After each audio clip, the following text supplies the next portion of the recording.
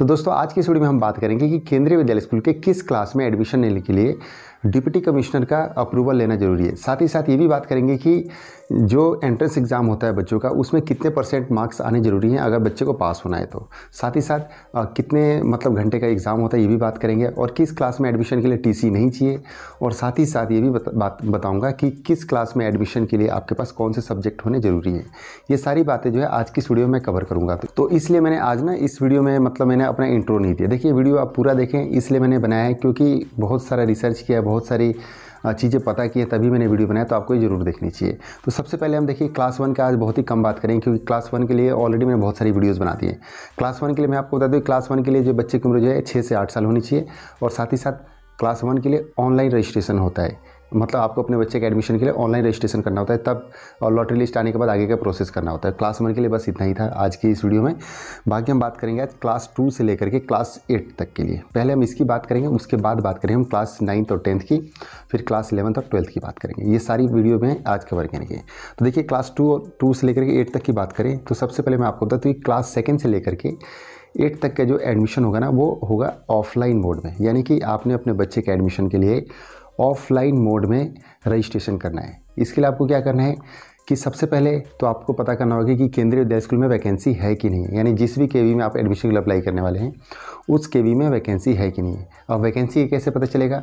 तो सबसे आसान तरीके यही है कि आपने क्या करना है, जो जिस भी स्कूल में आप एडमिशन के लिए अप्लाई करने वाले हैं, जब एडमिशन का शेड्यूल आ जाएगा तो उसमें डेट मेंशन होता है कि इतने तारीख से ऑफलाइन मोड में रजिस्ट्रेशन स्टार्ट होंगे। तो उससे पहले जो है सभी केंद्रीय विद्यालय स्कूल अपने स्कूल के नोटिस बोर्ड पर और साथ ही साथ ऑफिशियल वेबसाइट पर नोटिस जारी करते और बताते हैं कि इस क्लास में, इस कोटा में इतनी वैकेंसीज खाली हैं।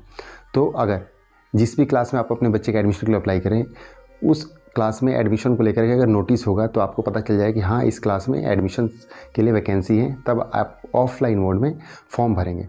फॉर्म कहाँ से मिलेगा कि आप जो है स्कूल से ले सकते हैं या केंद्रीय विद्यालय के वेबसाइट से मिल जाएगा। लेकिन ध्यान रहे कि अगर केवीएस ने, मतलब केंद्रीय विद्यालय स्कूल ने लेटेस्ट अगर एडमिशन फॉर्म डाला होगा तभी आप डाउनलोड करके उसको फॉर्म को भर करके देंगे। अगर केंद्रीय विद्यालय स्कूल ने फॉर्म नहीं डाला है तो इस कंडीशन में आप क्या करेंगे कि स्कूल से आप एडमिशन फॉर्म ले सकते हैं और फिर उसके ऊपर आपने सारी डिटेल्स भरनी है। इसके साथ साथ एक और बात बताना चाहूँगा कि क्लास 2 से लेकर के 8 तक का एडमिशन के लिए बच्चे की उम्र कितनी होनी चाहिए। देखिए ये बहुत महत्वपूर्ण हो जाता है, क्योंकि केंद्रीय विद्यालय स्कूल में एडमिशन के लिए एज क्राइटेरिया बहुत महत्व रखता है। पिछले साल भी एज को लेकर के बहुत सारे इश्यूज़ हुए थे, तो इसलिए आपको एज का पता होना चाहिए। तो शॉर्ट टाइम में आपको पहले मैं एज का बता देता हूँ। क्लास 2 के लिए 6 से 8 साल, क्लास 3 के लिए 7 to 9 ईयर्स, क्लास 4 के लिए 8 to 10 ईयर्स, क्लास 5 के लिए 9 to 11 ईयर्स, क्लास 6 के लिए 10 to 12 ईयर्स, क्लास 7 के लिए 11 to 13 ईयर्स, और क्लास 8 के लिए जो है बच्चे की उम्र 12 से 14 साल के बीच में होनी चाहिए। तो ये एज का क्राइटेरिया ये आपको पता होना चाहिए। देखिए दोस्तों, जो आप रजिस्ट्रेशन के लिए जो है जो फॉर्म भरेंगे ना, वो आपको ऑफलाइन मोड में भरना है। ऑफलाइन मोड क्या होता है कि आपको स्कूल से फॉर्म मिलेगा, या आप साइबर कैफ़े से ले सकते हैं, या आप इस विद्यालय के वेबसाइट से डाउनलोड कर सकते हैं। ठीक है, उसको आपको पेन से भरना है। जैसे क्लास 1 के लिए क्या होता है, ऑनलाइन रजिस्ट्रेशन होता है, वो आपको पोर्टल पे जाकर के सारी डिटेल्स भरनी होती है। लेकिन इस कंडीशन में क्या है कि आपको पेन से हार्ड कॉपी के ऊपर, फॉर्म के ऊपर सारी डिटेल्स भरनी है।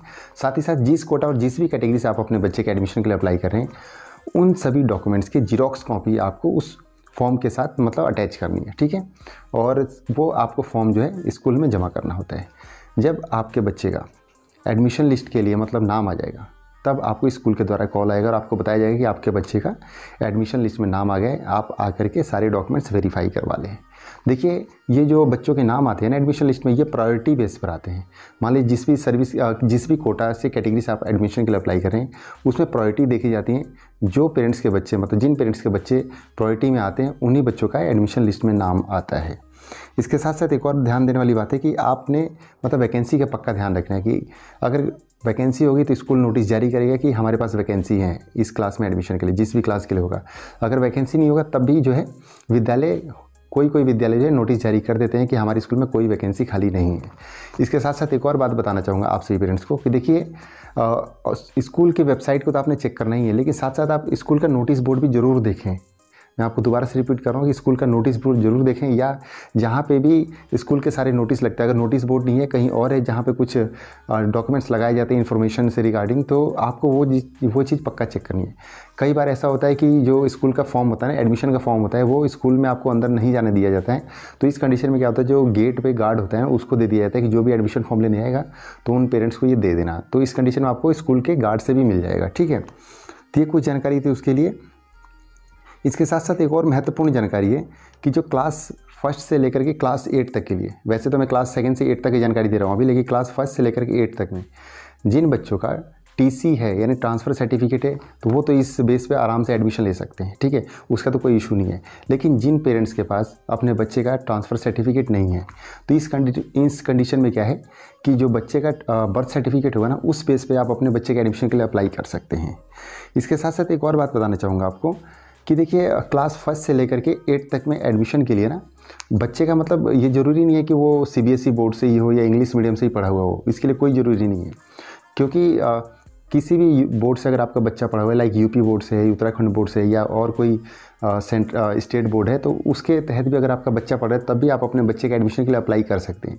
ऐसा नहीं है कि इंग्लिश मीडियम से होना चाहिए, CBSE से एफिलेटेड होनी चाहिए तभी आपका बच्चे का एडमिशन मिलेगा, ऐसा बिल्कुल नहीं है, ठीक है। तो मैं उम्मीद करता हूँ कि ये जितनी मैंने आपको बात बताई है क्लास 2 से लेकर के 8 तक समझ में आ गया। इसके साथ साथ एक और बात बताना चाहूँगा आपको कि क्लास 2 से लेकर के 8 तक, क्लास 1 से लेकर के 8 तक में बच्चे के लिए कोई भी एंट्रेंस एग्ज़ाम नहीं होता है, ना कोई इंटरव्यू होता है, ना कोई टेस्ट होता है। ये बात क्लियर हो गई।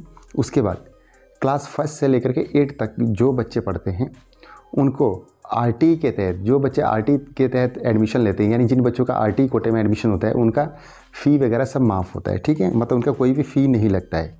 लेकिन क्लास 9 से आगे तक के लिए जो बच्चे RT वाले होते हैं ना, उनका भी फ़ी लगता है नॉर्मल बच्चों की तरह, ठीक है। वो जिस भी कोटे में आएंगे उस कोटे से उनका जितना भी फ़ीस बनता होगा वो उनको पे करना होगा।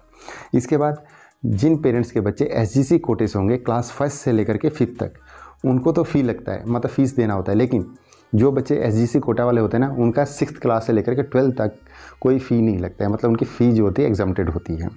तो ये कुछ जानकारी थी क्लास 2 से लेकर के 8 तक की। अब बात करेंगे हम क्लास 9 के लिए। ये बहुत इंपॉर्टेंट हो जाता है क्योंकि केंद्रीय विद्यालय स्कूल में क्लास 1 से लेकर के 12th तक में एडमिशन के बीच में सिर्फ एक क्लास 9 ही एक ऐसा है जिसके लिए जो है बच्चों का एंट्रेंस एग्ज़ाम होता है। ध्यान से सुनिएगा, सिर्फ क्लास 9 ही एक ऐसा है जिसके लिए बच्चों का एंट्रेंस एग्ज़ाम होता है। इसके बाद बात करते हैं कि क्लास 9 के लिए एज क्राइटेरिया कितना होना चाहिए। तो मैं आपको बता दूं कि क्लास 9 के लिए जो एज का क्राइटेरिया होगा ना, मिनिमम 13 ईयर्स और मैक्सिमम 15 ईयर्स, ठीक है। उसके बाद मैंने जैसा कि बताया एंट्रेंस एग्ज़ाम होता है। तो एंट्रेंस एग्ज़ाम के लिए देखिए सिलेबस क्या होगा। सिलेबस में क्या है ना कि आपको 5 सब्जेक्ट का टेस्ट देना होता है, Hindi, English, math, social science जिसको कि हम SST कहते हैं, और साथ ही साथ साइंस का। ये 5 सब्जेक्ट का है जो बच्चों का टेस्ट होता है, ठीक है। ये जो होगा ना, ईच सब्जेक्ट 20 मार्क्स का होगा, यानी कि सभी सब्जेक्ट जो है 20-20 मार्क्स के टेस्ट होंगे। टोटल 100 मार्क्स का बच्चों का टेस्ट होता है। और ये जो टेस्ट चलता है ये कंप्लीट 3 आवर्स का होता है, मतलब 3 घंटे तक बच्चों का टेस्ट चलता है। और इसके लिए जो क्वालिफिकेशन के लिए, मतलब पास होने के लिए जो परसेंटेज रखा गया है वो है 33%। मिनिमम 33% होनी चाहिए बच्चे के पास होने के लिए। लेकिन जो भी बच्चे SC, ST या DA कोटे से होंगे उनके लिए 25% जो है रखा गया है इस एग्ज़ाम को पास करने के लिए। लेकिन ध्यान रहे कि अगर आपके बच्चे ने मान लीजिए एग्ज़ाम पास भी कर लिया, टेस्ट पास भी कर लिया, लेकिन इसके बाद भी बच्चों का एडमिशन लिस्ट में नाम तभी आता है, ये जो मेरिट बनती है परसेंटेज की, और साथ ही साथ जो कोटा और कैटेगरीज होते हैं उसको मिला करके जिन बच्चों को प्रायोरिटी मिलती है, जो भी मतलब मेरिट में ऊपर आते हैं, उन बच्चों को एडमिशन लिस्ट में नाम आता है, ठीक है। ये सभी जो क्लास 1 से लेकर के 8 तक के लिए प्रायोरिटी बेस पर ही बच्चे मतलब एडमिशन होते हैं, साथ ही साथ 9th के लिए भी, क्योंकि जैसा कि आपको पता हो केंद्रीय विद्यालय स्कूल में जो है बच्चों को प्रायोरिटी बेस पर ही एडमिशन मिलते हैं। तो इसलिए इन क्लासों के लिए प्रायोरिटी बेस पर ही एडमिशन मिलेगा, ठीक है। उसके बाद हम आगे बात करेंगे क्लास 10th की, ठीक है। तो क्लास 10th के लिए तो सबसे पहले मैं आपको बता दूँ एज का क्राइटेरिया क्या होगा। मिनिमम होगा 14 ईयर्स और मैक्सिमम होगा 16 ईयर्स, यानी बच्चे की उम्र अगर 14 से 16 साल के बीच में है तो आपका बच्चा जो है क्लास 10th के लिए एलिजिबल होगा, ठीक है। अब क्लास 10th में देखिए बहुत कम बच्चे एडमिशन लेते हैं, लेकिन फिर भी मैं इसकी जानकारी देना मतलब मेरा फ़र्ज़ बनता है, क्योंकि मैं पूरे कंप्लीट एक वीडियो बना रहा हूँ। तो देखिए सबसे पहली बात कि बच्चा जो है 9th क्लास में CBSE बोर्ड से पढ़ा हुआ होना चाहिए, और बच्चे की जो है 9th क्लास में कम से कम मतलब 55% होना जरूरी है। 55% से अगर बच्चे के मार्क्स कम है 9th क्लास में तो बच्चा क्लास 10th के लिए एलिजिबल नहीं होगा। और इसके साथ साथ एक और बात है कि जो KVS की गाइडलाइन है उसके अकॉर्डिंग बच्चे का मतलब जो भी डॉक्यूमेंट्स है, जो भी क्राइटेरिया उसमें होना फिट होना ज़रूरी है।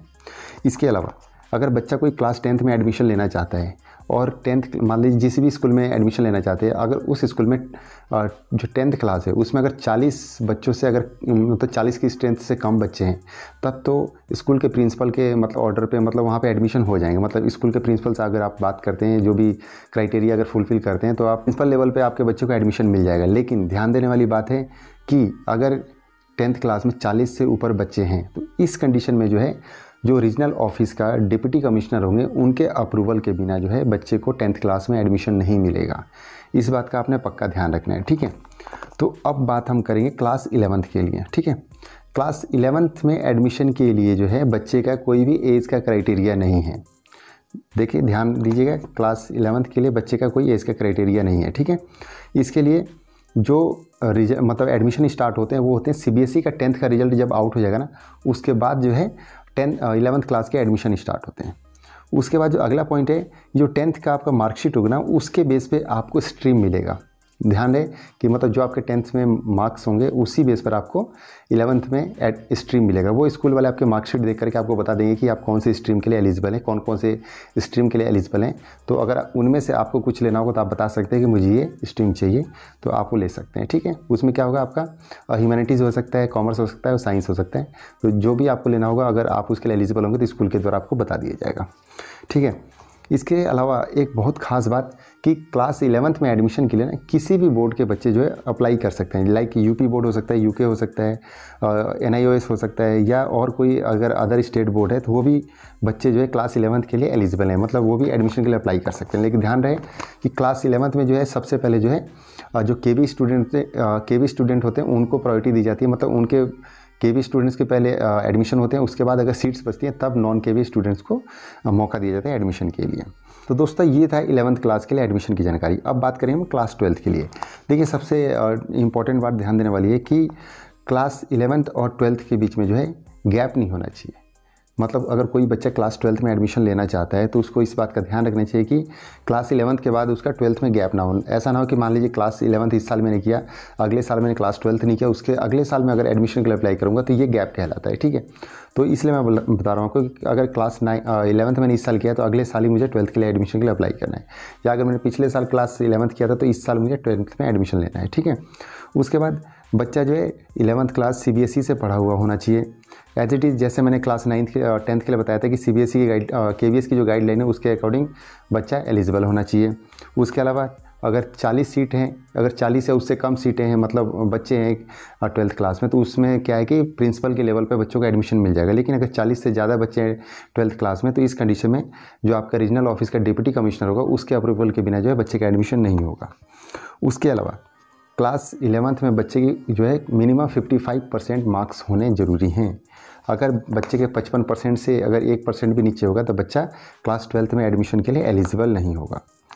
ध्यान है। इसके साथ साथ एक और बात बता दूँ आप सब पेरेंट्स को कि जो केंद्रीय विद्यालय स्कूल में एडमिशन होते हैं ना, वो लास्ट जो है 30 जून तक चलते हैं, ठीक है।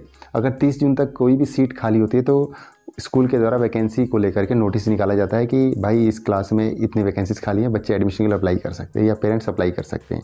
लेकिन 30 जून के बाद अगर कोई वैकेंसी खाली होती है तो इस कंडीशन में क्या है कि बिना डिप्टी कमिश्नर के अप्रूवल के बच्चों का एडमिशन नहीं होंगे। ध्यान रहे कि 30 जून के बाद अगर कोई भी बच्चा एडमिशन लेना चाहता है तो उसके लिए डिप्टी कमिश्नर का अप्रूवल ज़रूरी है एडमिशन के लिए। तो दोस्तों ये कुछ जानकारियाँ थी क्लास 1 से लेकर के 11 तक के एडमिशन को लेकर के। अगर आपको लगता है कि कोई पॉइंट छूट गया है जिसकी आपको जानकारी चाहिए तो आप मुझे कमेंट बॉक्स में कमेंट करके पूछ सकते हैं, या इंस्टाग्राम पे आप मुझे मैसेज करके अपना सवाल पूछ सकते हैं। इंस्टाग्राम का जो लिंक है वीडियो के डिस्क्रिप्शन में मिल जाएगा। और हाँ, अगर आप ये वीडियो मेरी पहली बार देख रहे हो तो प्लीज़ चैनल को सब्सक्राइब कर लें और नई नई वीडियो देखने के लिए केंद्रीय विद्यालय से रिलेटेड, क्योंकि मैं यहाँ पे सिर्फ काम की बातें करता हूँ, फालतू बात करने के लिए नहीं, ठीक है।